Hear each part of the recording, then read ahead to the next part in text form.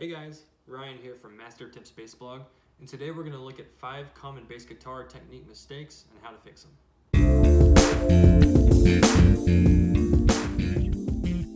Letting mistakes linger for too long can seriously hinder your growth as a bassist, and identifying and correcting those mistakes early on in your musical journey will help you and set you up for long-term success as a bass player. Now, let's dive in. Number 1.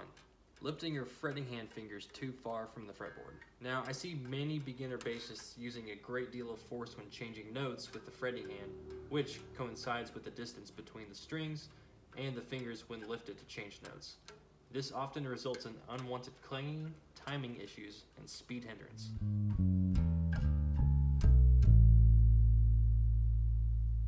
Now, the solution to that would be to decrease the distance between the strings and your fingers.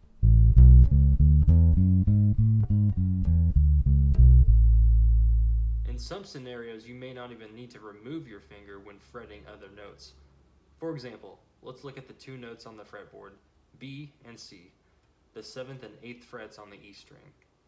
Now, if you're playing a simple bass line that rocks back and forth between those 2 notes, you technically don't need to remove your finger that's fretting the B. Why? Even when you're fretting multiple notes on the same string, the note that's played closest to the body of the bass will be heard when the plucking hand attacks. So when the 8th fret is fretted and plucked, the note C resonates regardless if your other finger is fretting B or not.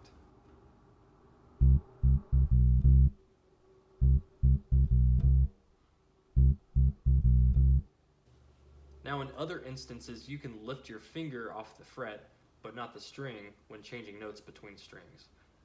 Consider the notes C and A, the 3rd fret of the A string and the 5th fret of the E string. When playing C, lift pressure off of the fret but still lightly touch the A string when switching to the A on the E string. Less movement means more speed, control, and endurance over your left hand technique. This will also lead to cleaner playing, but more on that later. Number 2, fret buzz. Fret buzz is the nasty rattling sound that sometimes resonates a second or so after a note is played. The solution? Playing near the fret is often a common fix for eliminating buzz. Now, what do I mean by this? When playing a note, shift your fretting finger closer to the body of the bass rather than the neck or the middle of the fret. Now, the amount of pressure you're using to fret the notes is another element to consider as well. You may need to press down harder on the fret if you typically err on the light side. On the flip side, you may be pressing down too hard. In that case, try applying less pressure to get rid of that pesky fret buzz. If you've tried the above and continue to experience fret buzz, you may have more of a technical design issue. But don't worry, this can usually be fixed with a simple guitar setup. Consider taking your bass to a local music store to make sure the action is set appropriately and the truss rod is adjusted properly. Number 3, excessive left hand movement. When I first started playing bass, I thought of the pinky finger as a weak link and inferior to the stronger index and middle fingers. I neglected it, tucking it away behind the neck. Please don't do this. You're severely limiting yourself from getting the most mileage out of your playing by only using 3 out of the 4 fingers of the fretting hand. If you're not using all your fingers, you'll find that your entire left hand will have to move around the fretboard more in order to reach those notes that the pinky would normally play if present. Now, what's the solution to this? Obviously, use all your fingers to play more fluidly. If you're still in the habit of tucking your pinky, start practicing scales using the 1 finger per fret rule.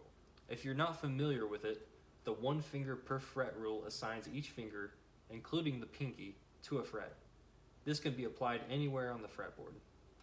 Once you get the hang of the 1 finger per fret rule, you'll find that this concept isn't just useful for practicing scales, but also for learning or constructing your own bass lines. Number 4, the hovering plucking hand. We often don't know where to place our plucking hand when we first start playing the bass, and sometimes it tends to hover over the strings without touching the body. By drifting over the strings, you're missing out on playing with precision. The solution? Rest your thumb on the string above the string you're playing. Now, if you're playing a note on the D string, anchor your thumb on the A string. and it should also cover the E string as well, or the B string if you're playing a 5-string bass. If you're playing a note on the E string of a 4-string bass, or the B string of a 5-string bass, try resting your thumb on the pickup. Not only will this assist with keeping the unused strings silent, but it'll give you control over the strings you are playing and minimize the chances of accidentally grazing an extra string when your finger strikes. Last but not least, number 5, unwanted string noise. Now before we get into this section, I do want to note that whenever I mention the words above or below, I'm referring to the physical location relative to the ground, not in pitch. So this last one may sound familiar as it contains elements from other points in this video. Let's conduct a quick experiment. Play a note on your bass, any note. Now stop the note from resonating by placing your finger on the vibrating string without touching any of the other strings with any part of your plucking hand.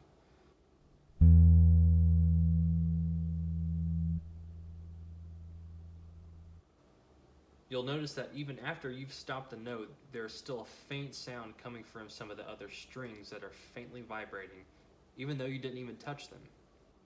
The solution? Implement string muting into your technique.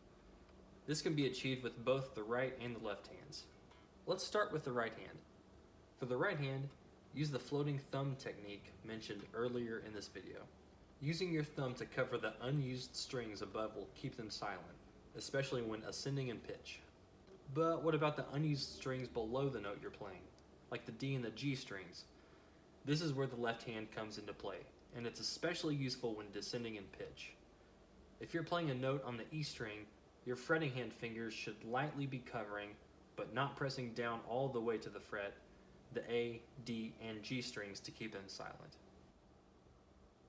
So there you have it. I hope these tips help you clean up your sound, increase your speed, and improve your finger dexterity. Now, if you implement these changes and don't see improvement right away, don't give up, alright? Bad habits can be broken, but they're not going to disappear overnight. I encourage you to leave a comment below if you benefited from this lesson, and if you have a tip of your own that I didn't cover, drop that in the comments as well. Thanks for watching.